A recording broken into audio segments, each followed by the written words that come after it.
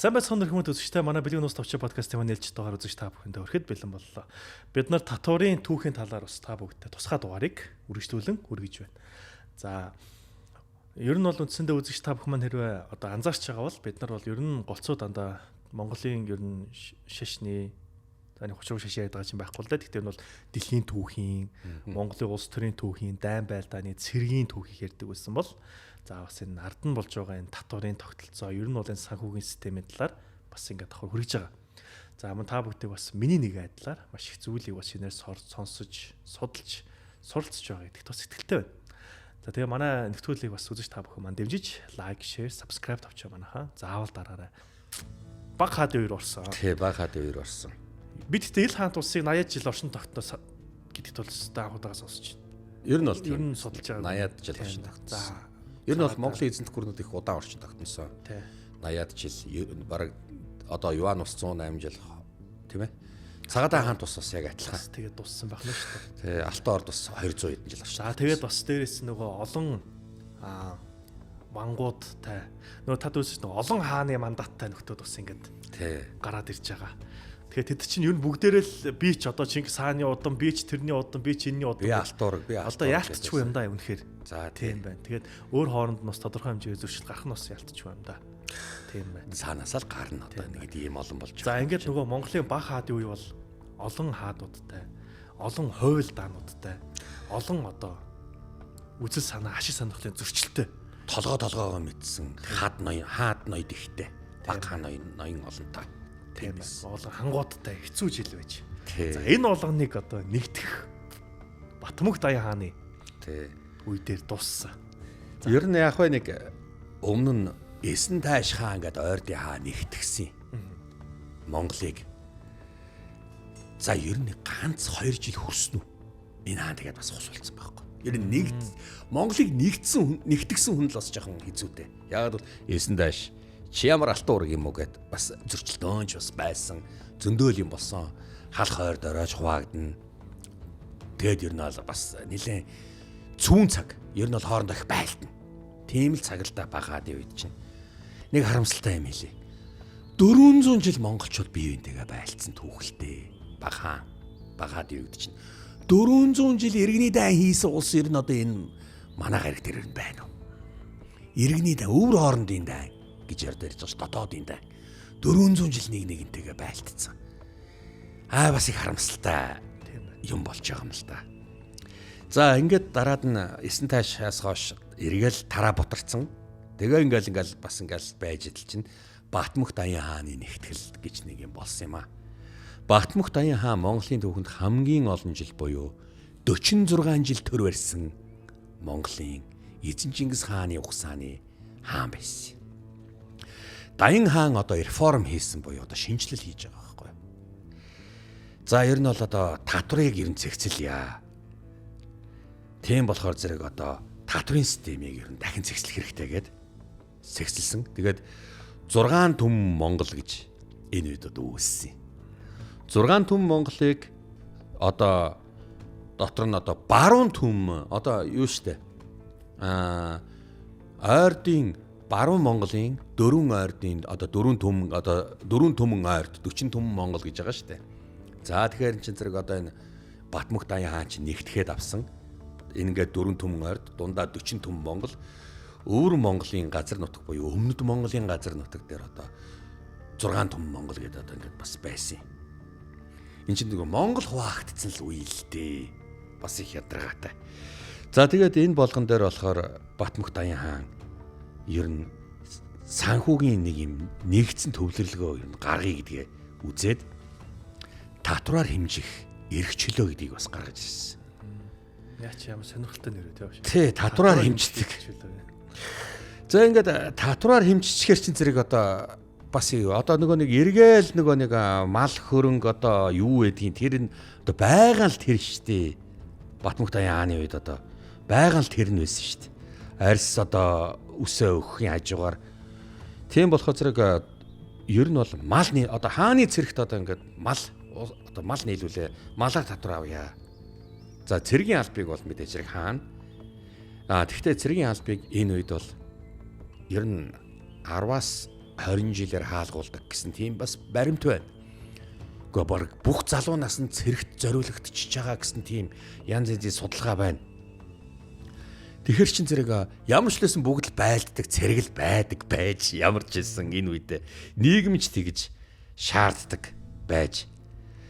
Тийм болохоор зэрэг Батмөх Даян хамгийн түрүүнд Монголын одоо газар нутаг дээр ангийн арсны эдийн засгийн татвар гэдгийг гаргасан байна.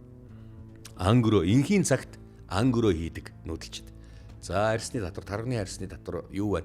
Булганы арс, минжний арс юу вэ гэдэг ингээд татварын одоо ингээд их суурай ингээд тавьсан. Арсаар татвар авдаг. Тэгэхээр чин зэрэг болохоор зэрэг бүгдээрээ арс ширээ ч гэдэм үү бүгдээр ингээд төлөөд төвлөрсөн санхүүг ингээд сэргээдэг. Тэгээд бас нэг юм байна. Малын хөлийн татвар буюу цагаан таны татвараа ингээд авдаг байсан байна. За яг хөө заримдаа болохоор зэрэг юан гүрний үеийн хатуу татварын системээс салаад илүү эрх чөлөөтэй мэт болсон гал одоо ярьж л байна. Юан гүрний үеийн татварын систем бол яг юан гүрэндээ тохироод явдаг байж олон улс үндэстнийг нийлүүлсэн болохоор харин энэ хаанд очих алба татвар бол багаад үед бол суларсан, багассан. Тийм болохоор зэрэг ер нь бол цагаан эдэний татвар. За ингээд яадгүй нэгц одоо хаан одоо хүч чадлан суларсан болохоор зэрэг нэгдсэн суурь хараахан болж чаддгүй. Тэгээд ер нь бол Мандуул хааны үед нэг тэгдэг байсан шүү дээ. Энэ жил зуд дурхан их болсон. Зуд дурхан тааж боллоо. За тэгээд ганч боллоо. Хаврын шар усны үерч бас их болсон. Манай мал сүрэг тарга твээр авч чадсангүй. Тэгэхээр бид нэр таанараас аваад байгаа татвар маань бас багаслаа. Жонд та ер нь ямар бодолтой байгаа вэ? Мандуул ах минь. Таны тогтоосон татварыг тоо ёсоор л бид нар өгч байгаа. Бүр илүүдүүлж байгаа ч асуудал байгаа шүү дээ. Тийм болохоор би татварын тал дээр тантай маргаан байхгүй гэж хувьдаа би бодно. Баян мөнхөө. Ер нь хажаад байхад өрөм сүгээ та нар өөсдөө авчгаад надаа хусмаал өгöd байна да янз. За энэ хаан жонон хоёрын нэг тийм зөрчил бас нэг юм байдаг. Бас нэг мөнгө санхүүгийн зөрчил байна тий багш. Тий. Тэгэхэд жонон гайхаад чи юу болвоо? Тойсоор өгöd байгаа штэ. Гэт их гайхажсэн тийм байдаг. За яг энэ нэг баруун төмнийг захирах жон шийддэг. Яг төвөө бол хаан өөрөө шийдчихэл байсан л да. Баруун төмөн зүүн төмөн гэж хоёр хуваацсан. Тэгээ баруун төмнийг жон шийддэг байсан байхгүй. Жон гэдэг чинь хааны төрсөн дүү эсвэл төрсөн ахыг хэлдэг. Хаанд ямар нэг юм тогоолтгол бол запас автоматар хаан болдог үнийг хэлдэг байхгүй. Ингээд жонон гэдэг албан тушаал гарсан юм. Тийм болохоор дээр хөхрөгч наран саран хоёр ээлжлэн доор ногоорогч хаан жонон хоёр ээлжлэн гэдэг үг гарч ирсэн. Яг энэ үед Монголын түүхэнд багаадын үед гарч ирж шүү дээ. Баян мөх жонон татварыг багасгаж татвараас айлуулах зайлсхийж байна. Тийм болохоор зэрэг баян мөх жонтой эвдрэлцэх хэцүү болоод байна. Цаг цөмж болох нь. Дээр хөхрөгч наран саран хоёр нь хорвоо ертөнцийн жамаараа ээлжилдэг юм баха үз. Доор ногоорогч хаан жонон хоёр нь хоорондоо хэр удаан эвтэй явдаг юм бол тоо. За бас нэг юм болсон. За энэ яаж юм бас л зөрчил байгаа шүү гэд ингээд хэлж байгаа. Ингээд Батмөх Даян хаан арьс ширний татварыг бол авсан, цэргийн албыг бол багасгацсан. За яг 20 жилээр алба хаалаа гэхэд 10 жил болгоё ч гэдэг юм уу. Бас ер нь бол тийм болж исэн. За ингээд худалдаачдыг татах гэж бас их оролцсон. Даан чарамсалтай тал нутг руу зүгэлсэн худалдаачд их байхаа болж зөвхөн өмнө зүгийн Мин улсын худалдаатай нэгтгэхээс одоо тэднэртэй л одоо худалдаа хийхээс аргагүй байлаа. Мин улс юуны учраас бомб тааж байгаа юм бэ? Үүнийг би бас ойлгохоо байлаа гэд ярихад. Баруун зүгийн элч их сайн мэдээтэй ирсэн хаант маань. Таныг эзэн Чингис хааны 31-р үеийн хүчрхэг хүн гэдгийг чинь бас хүлээн зөвшөөрж ирсэн. Өмнөх Мандул хааны үед ч гэсэн бас хэлж ил байлаа. Газар холч гисэн энэ хятадуудыг царайчилж ирсний оронд дундад хаацтай худалтай байвал ер нь ямар вэ? Хаант минь. Бас нэг юм санал улс их гарч ирж ирсэн төрийн төшөмтүүдээс. Бид ингэж суусаар одоо энэ суудалтаа илжирлээ. Хасрын удам бид нар хизээд хааны удамд үнж зүтгэж явсан. Харь газрыг хамгийн дөрөнд халдаж товтлоод хацаргаа охид хамаг баялгийг нь хурааж ирдэг байлаа шүү дээ. Одоо тэр цаг хаа байна? Тэм болохоор зэрэг ер нь татварыг хүчээр авахын тулд мэн ус руу ер нь довтлсон зүйтэй гэж би бодож байна. Бидний улс ивийг хичээж байгаа учраас бид нэр эхэлж дайныг өдөөхгүй. За явгаас юм асуудал гарсан. Гэхдээ Батмөх Даян хаан мэн улсын цэргүүдтэй их байлдаж, мэн улсын хаанаас бас татвараас татж л байсан. Олон жилийн өмнө Эсэн тайш хаан мэн улсыг олон 500 мянган цэргийн бут нэргээд хаан эзнийг нь олзлон аваад 3 жил хонь хариулуулж явсан. Тэгээд Монгол чадалгүйдээ тэр юм уу? Одоо юу дутаад байгаа юм бэ? За энэ ч бас нэг юм жоохон хатгаас орж ирж шít. Тийм ээ. Ер нь жоохон байлдаж л юм болохгүй бол одоо болохгүй боллоо гэд. Батмөхийн шинжилэл ер нь арьс ширэн дээрээ тогтсон ард түмнээс одоо бас дахиад нөгөө нэг хөвчүүр гэдэг юм руугаа бас нэг орсон юм. Батмөх Даян хаан ард түмнээ 46 жил удирдахдаа ер нь бол татвараар их багсгаж одоо цагаан эдэний малын хөлийн татвараар л авч явсан болохоос биш бас заримдаа мэн усаас татвар татж явсан. Батмөх Даян хаанаас хойш ер нь бол буцаал хэцүү байдалтай бол орсон. Монголчууд Батмөх Даян хаанаас хойш ерөөсөө нэгтгэж чадахгүй явсаар байгаад Алтан ургийн Төм засагт хааны үед нэг очижээ. Буянцсан хааны үед очив. Буянцсан хаан чинь 35 жил Монголыг удирдсан. Гэхдээ их эв найрамдал бодлого явуулсан гэж бас ярьж байгаа. Буянцсан хааны үеийн татвар бас л яг Батмөх Даян хааны татвар шиг л нэг татвараас хөнгөвчлсөн. Тийм бодлоготой байсаар байгаад ер нь тэгээд Буянцсан хааны дараа гарсан Лэгдэн Утагт хаан. Лэгдэн Утагт хаан 1634 онд тэнгэр тальснаар Монгол орон манжийн довтлохоонд өртөж ирсэн байна. Ийхүү манжууд одоо улам бүр тарж ботарч байгаа монголчуудыг улам бүр нэгдэн нэгтарч байгаа манжууд зүүн талаас нь хурж ирлээ. Дорн талаас нь бөөр нийлүүлж одоо байсан. Манж зөрчтүүд энэ манж хятад гэдгийг одоо болно шүү. Энэ талаар багш мөн ч олон ярьсан. Тийм, манж хятадын гэдгээ бойл. Багш Энд чи зөрчтүүд байхгүй юу? Монгол угсааны бас нүүдэлч угсааны хүмүүс. Монголтой адилхан. Монголоос бичиг соёлж авч исэн. Тэгээд ер нь хэл яриа төстэй. Эртний эзэн Чингис хааны үед эрт цагт бас зөрчтүүд бас Монголын эзэнт гүрний тоонд багтаад нэгтгэгдэж гавья байгуулж явсан ч үе байгаа. Нуус товчон дээр зөрчдийн чуу мэрэгэн минь үү гэдэг ингээ гардаг та. Хүн чинь зөрчид хүн байхгүй.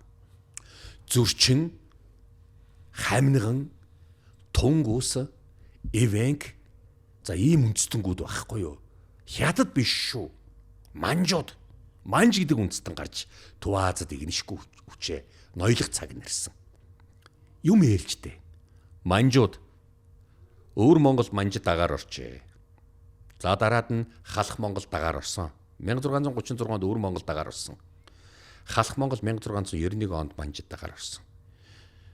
Зүүн гарын ойрд монголчууд 1755-аас 58 оны хооронд байлдан эзлэгдсэн.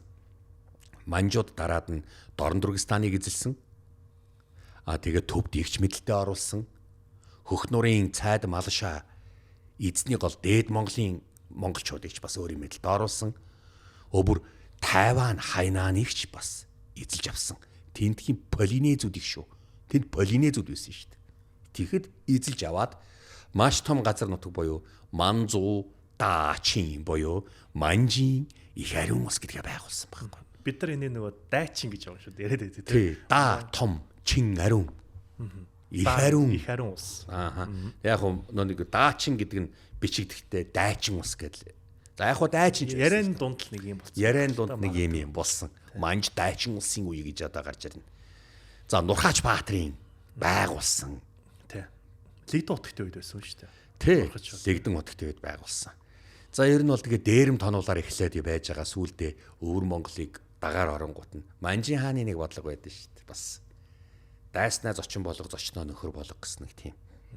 Тэгээ ер нь их тийм арга залтай овтол усууд ээж л дээ. За ямар ч л байсан манжууд 1644 онд Мин улсыг эзэлж авчээ. Мин улс ч одоо сүрх цагнч болж исэн бэ. Одоо ер нь 300 жил орчим тогтносон Мин улсыг өөрийн мэдэлд оруулжээ. Ингээд бүх Монголыг эзлээд өөрийн мэдэлд оруулсан. Ингэснээр Туваазад 267 жил орчин тогтносон Манжийн их ариун ус буюу Манжгүрэн гэдэг юм үүссэн байгаа юм. За тэгэхээр Манжчин улсын үед бол Татврын түүхэнд маш өөр юм бодлого орж ирсэн. За түүхэндээ үүнийг хамгийн хүнд, хамгийн төвхтэй ард түмнийг туйлуулсан үе гэж түүхэнд бас бичсэн байна. Манжийн үеийг. За ер нь монголчуудыг бол одоо эдийн засгийн аргаар хяндаг, сулруулдаг бодлого явуулсан гэж бас үтсэн байна. За янз бүрээр тайлбарлалт. Янз бүрээр тайлбарлаж байна. Тэгсэн чинь дэмжсэн гин. Тий. Их одоо ноёдуудад өндөр алба юу лээ хэрэгэн өгч маш их цалин бүнлүү өгдөг байсан гээл. Тий. Тэнгүү та чинь тайлбарлаж байгаас цалин гэдэг чинь тийм юм хэлэн бүнлүү гэдэг тийм юм. За тийм бүнлүү гэдэг ингээд юм байна. За тэгээ хятадыг бас оруулж эдийн засгийн дэмжсэн ч гэж бас тайлбарлаад байдаг. Пүүсүүдийг оруулж. Тий. Зүгээр ийм гэрээ байгуулсан юм. Зүгээр хамтрах эзлээгүй юм л да. Зүгээр дагаар оронгууд нь гэрээ байгуулсан байхгүй юу? 3 дахь улс дайруул Манж хамгаалъя. Монгол руу 3 дахь улс дайруул Манж хамгаалъя. Манж руу 3 дахь улс дайруул Монгол хамгаалнаа. Хамтарнаа гэдэг. Хамтарнаа хоорондоо. Тэгэд хоорондоо инхүүрийн гэрээ байгуулсан. Үр хөвгтүүдээ гүнжнэрээ хан хүүдээ хооронд нь гэрлүүлье. Өөр үндэстэндээ биш шүү. Одоо хятад үндэстэндээ биш. Тэгэхээр яг уу Манж Монгол хоёр хоорондоо гэрээтэй. Манжийн хааны ордонд Монгол хүн Манж хоёр чөлөөт орно. Хэрвээ дотор хүн орхол юм бол заавал тайган болж иж орно гэсэн тийм хуультай байлаа. Дотор хүн гэдэг нь дотоод газрын хүн хэлж байгаа шүү дээ. Дотоод хүн, хятад хүний тий.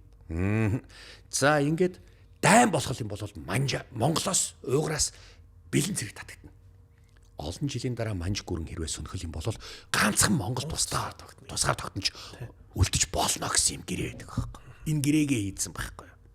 Тэгэхээр чин зэрэг инх хамгаалантай. Инх хамгаалан өндөр гигийн хоёрын гэрээ л дээ.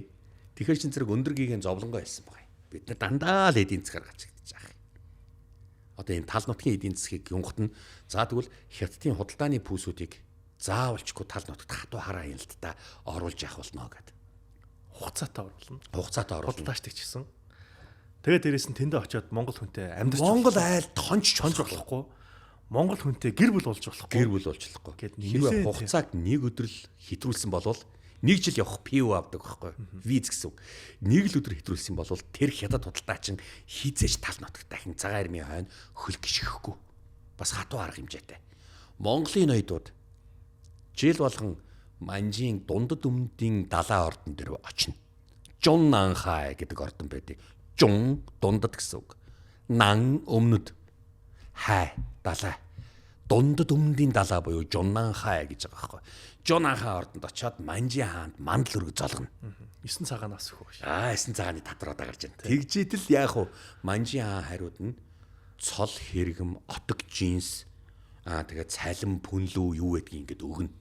Монголын ноёдууд Бээжинд очиж одоо яаж ийн цалингаа авч ийн гэсэн үг шүү дээ. Тэгэхээр энийг одоо нөгөө талаасаа харахад дарлалт байсан юм уу гэмээр бас хэцүү. Дарлалт байсан юм уу гэмээр эсвэл өөр хэлбэрийн дарлал яваад байгаа мó ч гэж үз. Арай өөр аргаар яваад байгаа мó гэж үзнэ. Ингээд монголчууд дураараа байсан юм аа. Тэгэд бас нэг юм хэлий. 1840 онд Европын улсууд далаагаар ирээд Манжчин гүрэнтэй байлдаад худалдаа арчааны бомб нээж үгээ байлдаад Манжчин гүрнийг дийлээд дайны төлбөр бид нар татвар за одоо ингээд одоо зовоогоод эхэлсэн. 1840 онд бид нар та нартай худалдаа байхгүй гэхэд тэгвэл энийг авчих гээд хар тамхи гаргаад ирсэн. Энд чинь болохгүй. Та нар чи хэдэн сая хүн амтайгаа байлаа. Бүгдээрээ энийг хэрэглэх юм бол маш том бизнес байгаа зүтэй гүнгот нь англичууд биднүүсийг цагаан хороор устгах чинь гэдэг хар тамхины штатснаас болоод хар тамхины 1-р дай хэлсэн байхгүй. 20 жилийн дараа 1860 онд хар тамхины 2-р дай гэж амар том дайн болсон юм. За энэ хар тамхины 2-р дайнаар бол манжууд бүр мөсөн Европын 8 гүрэнд нэгэн зэрэг зодуулаад 8 улаан орж ирээ зодаа ихгүй юу. Тэнд чи одоо Япон байлаа. Тэ. Америк байлаа. Франц байлаа. Герман байлаа, Англи байлаа, Орос байлаа, Австро-Унгар орж ирж байгаа. За ингээ нэг тийм. Бүгдээрээ орж ирээд. Тэгээ хуугаад би энийг энд авна. Би тэр бомбыг авна. Би төмөр замыг авна. Тэгээд яг юм болоод. За хар тамхины дайны 2-р дайны дараа манжийн төрийн бодлогот өөрчлөлт орж ирсэн. Энэ юу гэсэн бол Ар Монгол одоо зүгээр хурж ирээд бэлэн юм авдаг одоо болсон шүү. Үгүй ямар ч тансаглал, ямар ч аз жаргал дуустдаг тавилантай л та. Ямар ч зовлон дуустдаг бол ямар ч бас аз жаргал бас дуустдаг. Ер нь бүх юм цагтай. Хөөш нөгөө Манжи хаан чинь одоо татвар татах болсон шүү. Тал нутгаас арьс шир, ноос ноолуур, ангийн үсний арьс татвар татнаа. Минж зурмны арьсыг ч гэсэн татна шүү гэж хэлэхгүй юу. Нүг бэлэн очоод үнгүй юм аваад байсан усууд чинь татвар төлөх болсон чинь уур нь хүрдэг юм байна л та. Яг бас янз бүрийн юм авдаг байсан юм тийм. Эдгээр дотроос бол тэр 9 цагааны өргөл гэдэг л одоо их. Тий, 9 цагааны өргөл тий болно. Одоо эн чинь одоо өгж болох хамгийн дээд хүндлэл бишрлийн татвар гэх юм уу, татвар гэх юм уу, одоо юу гэх өргөл гэх юм уу. 9 цагаан морь заавал өгнө. 9 цагаан хонь өгнө. 9 цагаан тэмээ өгнө. Тэмээ өгдөг. Тэгээ заавал хадуу өгдөг. Яг тэр 9 цагаан ер нь заавал 9 тотоо өгдөг. 9 өгдөг тий. 9 тотоо өгдөг. 10 байж болтгүй. 8 ч болохгүй. Заавал өгдөг. Энэ яаж ин Манжи хаанд одоо хайш юм би одоо цагаан сэтгэлээрээ одоо яаж байгаа гэж одоо мэдэхгүй байна. За нэг тийм л юм уу та. Ингээд Манжчин улс 3 давхар дарамт татвар татсан гэж ярьдаг юм. Одоо дүүгэн дэж шигдсэн байна. За Манжчин улсад хаах төрийн алба. Манжчин улсад. Манжийн төрөөс монголчуудад ногдуулсан алба нь маш хатуу, өртөөний алба. Энэ бол хамгийн хүнд болсон. Монголчууд өөрийн мал хөрөнгөөр Манжийн элч түшмдийг одоо хооллож унтлах, мөн тээвэрлэх үүрэгтэй. Нэг хушуу өртөөний зардалд жилд хэдэн мянган толгой мал зарцуулж исэн гэж байгаа юм. Цаад нэг Манжийн элч үрж ирээд хайш юм бэ өртөөнд нь тансагладаг байсан юм ааш. Тийм л болж таарч байгаа шүү, тий. Тэгээ гай усан мянгаар нь зарцуулна гэдэг чи одоо. Тий. Бас байна. Тэгээд одоо яаж ин хүрээ ховд улаастад амбан тавьдаг байхгүй юу? Манж нь өөрөө ирээд нэг их дарамтлчаагүй юм л да бас яг үннийг хэлэхэд. Тийм болохоор зэрэг тал нутагт манж хүнийг харсан хүн их ховор. Яг саандаа байсан гэж ярьдаг юм. Гэхдээ саандаа өвөр Монголын Монгол өөрөө бүр хятадсан хүн байсан.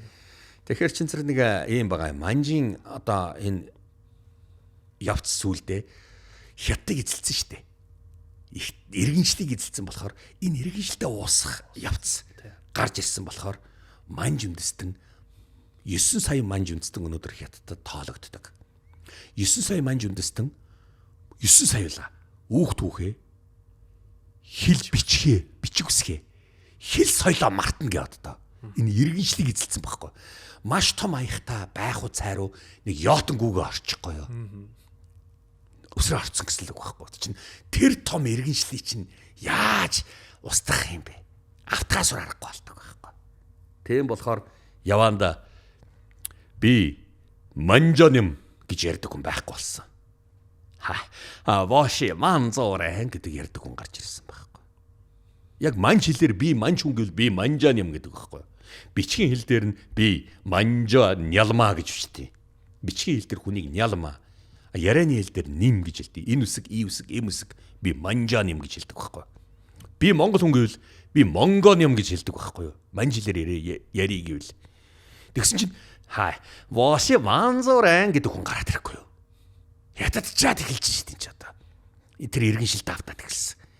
Тэгсэн чинь энэ татвар нь өндөр гиген зан базар энх хамглан хоёрын байгуулсан гэрээ хөндөгдөх асуудал үүссэн байхгүй. Манжийн хааны дараагийн алба, харуулын алба. За энэ харуулын татвар шүү дээ, тэ. Хил хязгаарыг мандаг. Тэгэд бүгдээрээ харуулд гарч байгаа эрчүүдийн ар гэрийнх нь тэдний хүнс унааг даадаг байсан. Энийг бол далд татвар гэж хэлдэг байсан байхгүй.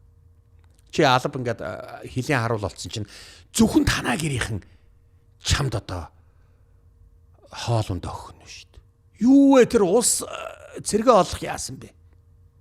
Танаа гэрэл өгнө одоо. Амар хэцүү шүү. Хоол ирэхгүй бол тэгэл одоо. За гэрээс хоол ирэхгүй бол тэгэл за ингээл бандандас болно.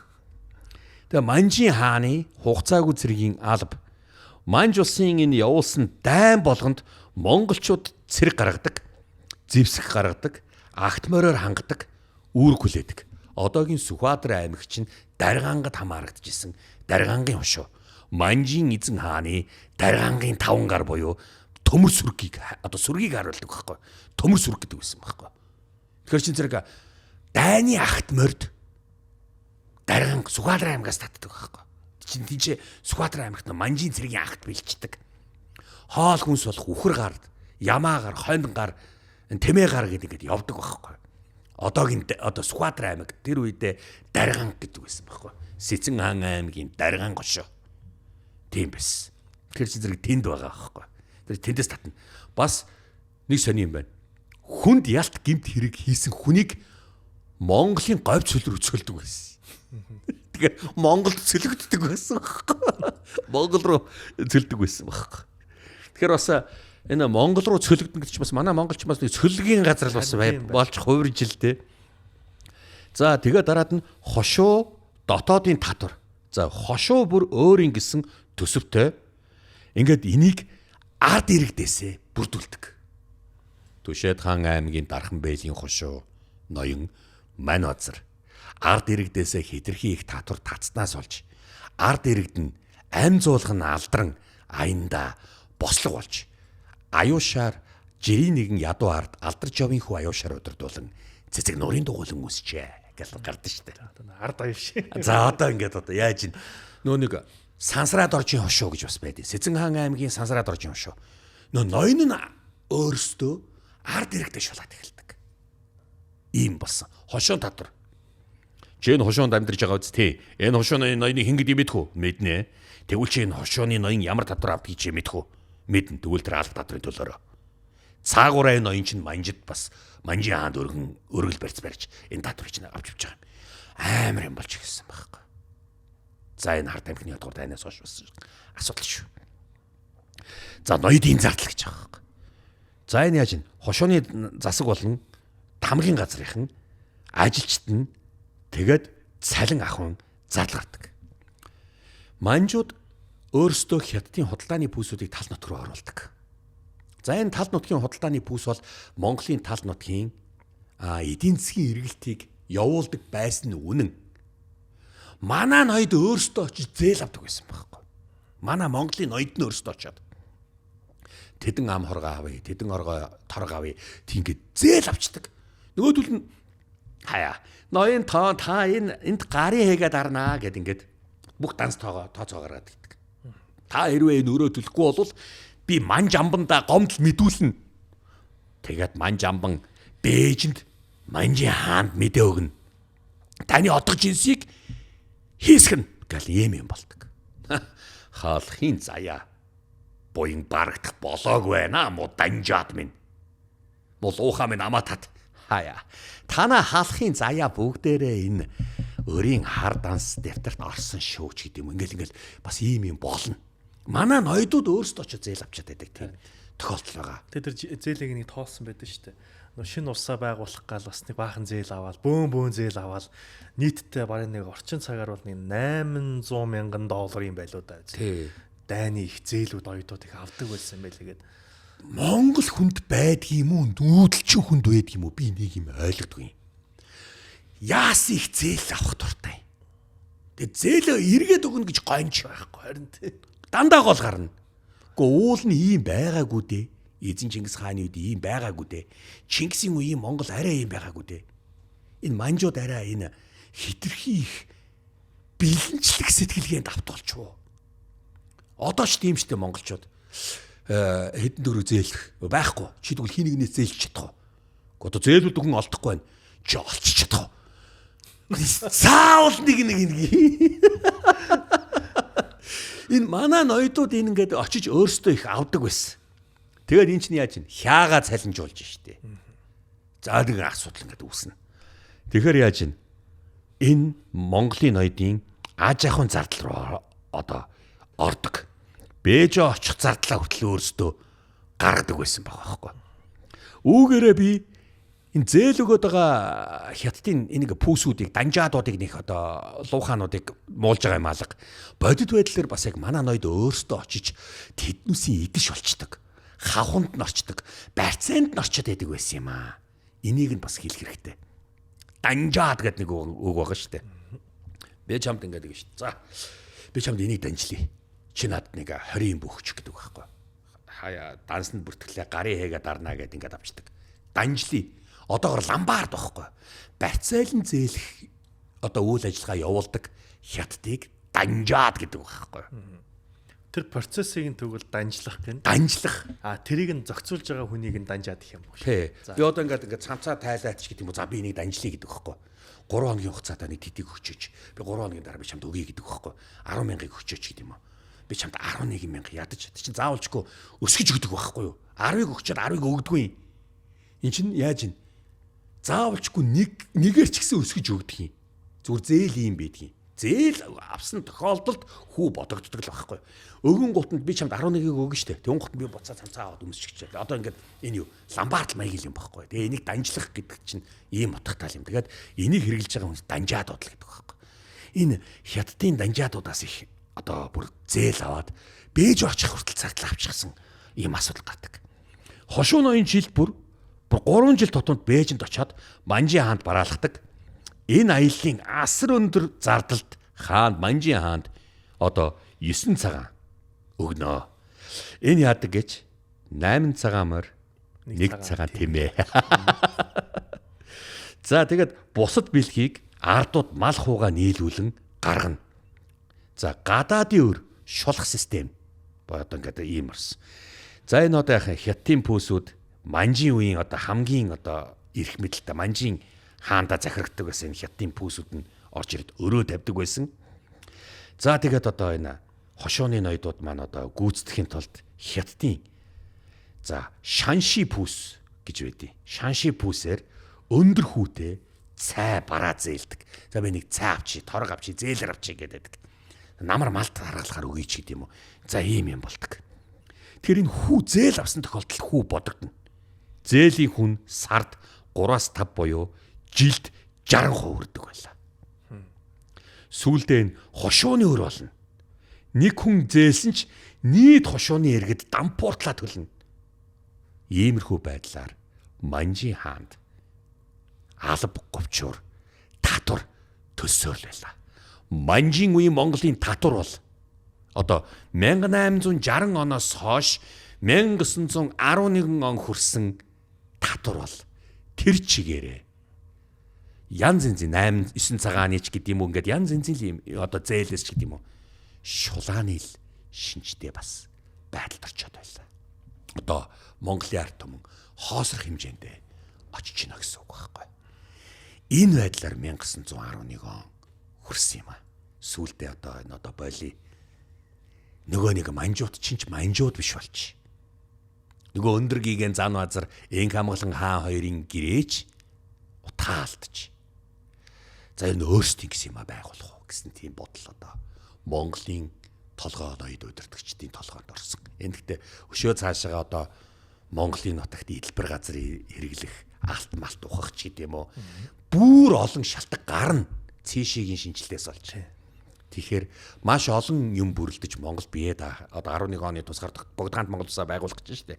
Тэрний нэг томоохон одоо өдөөж өгсөн нэг юм нь одоо хүчин зүйл нь одоо энэ Манжин хааны Манжин төрийн шулах татвар гэдэг юм чинь. Яалт шулаа байсан шүү дээ. За энэ бол бас нөгөө хүүгийн хүү бодоол. Тэгэл 60% гэдэг чинь бас одоо юу вэ наач одоо. Гэхдээ тэгэд өөртөө тийш гүүж орж яадаг бас нэг асуудал байд юм аа. Бас өөртөө орж байгаа ч бас буруу юм аа хэлчихв. Тийм бай. Гэхдээ гэхдээ өөртөө тор дурдан цай авах гээд хүний хэрэглээ дуусахгүй. Зээлэр авах гээд байдаг. Өөртөө очиод зээлэр авчдаг. Өөртөө очиод үнэт идэл чулуу бүр ингээд юу гэдгийг гоё хаш хөөрөг, ман хөөрөг одоо чүнчиг норвч мэдэхгүй байдаг л юм авчдаг. Өөртөө очиж тэр хавханд нь гүүж орцгоодог сайн дураараа. Хэцүү байна. Энэ дээр нь тэгээд давхарлал хаяа өрөө төлөө гэл ингээд эхэлнэ. Тэгэхээр манжин үеийн татвар бол бас шулгааны татвар байсан гэж юм байна. За ойлголоо. За үзэгчтэй манай подкастыг шимтэн сонссон та бүгдээ бас маш их баярлалаа. За мөн бидний нэвтрүүлгийн үйл хэрэг дэмжиж ирхэн үзэгч та бүхэн маань лайк, шеэр, subscribe тавьчаа манайхаа заавал дараарай. Баяр та.